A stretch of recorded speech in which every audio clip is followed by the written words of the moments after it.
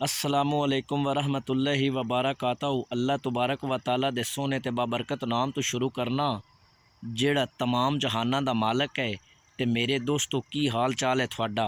मैं उम्मीद करना कि तुसी सारे मेरे दोस्त मेरे भाई ठीक ठाक होवोगे ते अल्लाह तबारक व तआला थोड़े ते हज़ारा नेमतां ते बरकतां दा नज़ूल अता फरमाए। ते दोस्तों अज दी जेड़ी कहानी अज दा वाक़या बयान करना है ना, वो ज़रा सुनान तो पहले थोड़ी जी मेहरबानी करनी है। तुसी मेरे चैनल नू सबसक्राइब भी करना है, लाइक भी करना है तो घंटी वाले बटन नू भी लाजमी दबाना है। तो चलो अज दा वाक़या शुरू करने हैं। एक दफ़ा दा जिक्र है कि किसी पिंड दे अंदर किसी गाँव दे अंदर एक बाप बेटा रहिंदे हुंदे हन ते उन्हां दे कोल एक जानवर आ गधा। एक दिन उन्होंने अपने पिंड तो किसी होर जगह ते काम पै गया ते वो जेड़े दोनों बाप बेटा ने ना अपने जानवर गधे नू लेके अपने पिंड तो निकले ने ते चलते जा रहे ने। ते बाप गधे दे ऊपर बैठा है ते जेड़ा बेटा है ना वो चलता जा रहा है। अगू रस्ते दे विच उन्हां नू एक बंदा मिलता है तो वह पुछदा है कि किद्धे जा रहे हो। तो वह दसदे ने कि असीं फलाना किसी काम जा रहे हैं। तो वह पुछदा है कि तू कौन है। तो तू को आंदा है मैं बेटा ते बाप है। तो बाप नू पता बंदा की आंदा, तेनू शर्म नहीं आंदा, तू वड्डा है, तू बेटा तेरे तू छोटा उन्होंने चलाई जा रहे हैं तो आप उत्ते बैठा है सवारी कर रहे हैं। वो बाप उतर आंदा है बेटे नू बिठा देंदा। थोड़ा जे अगे चलते ने ना तो अगू एक होर बंदा मिल जाता है।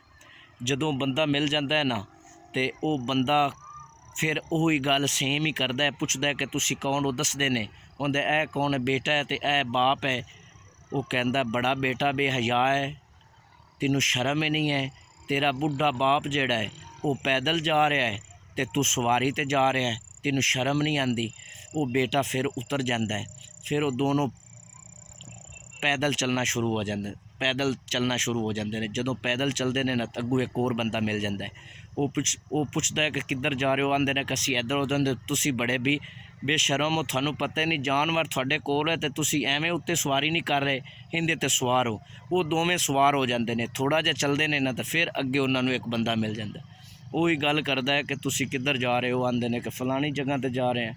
तो वो फिर पता है की कहता है, बड़े बेशरम हो, बेहया हो, छोटा जिहा जानवर है तो उनके उत्ते तुसीं दो बंदे बैठे हुए हो, थानू शर्म नहीं आउंदी। वो दोवें बाप बेटा उतर जाते हैं। जदों उतर जाते हैं ना तो वो काम की करते हैं, उस गधे नू उस जानवर नू दोनों अगू पिछू उठा लेंदे हैं। थोड़ा जिहा अगे चलते हैं तो अगू एक बंदा आ रहा आंदा है।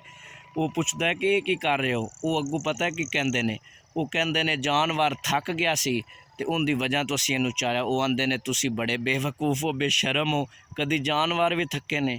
तो मेरे दोस्तों मेरे भाईओ गल सुनान दा कहानी सुनान दा मकसद ये है कि जिहड़ी दुनिया है ना वो सियाणे आखदे ने ना कि जिहड़ी दातरी है ना उन्होंने एक लामू दंदे होंदे ने, लेकिन जिहड़ी दुनिया है उन्होंने दो लामू होंदे ने। तो इस वास्ते दोस्तों लोग जिहड़े ने वो तनकीद करते रहंदे ने। ते तुसी आपदा जिहड़ा काम है ना अच्छा काम कर रहे हो उन्होंने इंशाअल्लाह जारी रखो। अल्लाह तबारक व तआला थानू फ़ायदा देवेगा। ते अल्लाह तबारक व तआला सारे मेरे दोस्तां ते भाइयां नू खुश रखे। आमीन। अल्लाह निगहबान।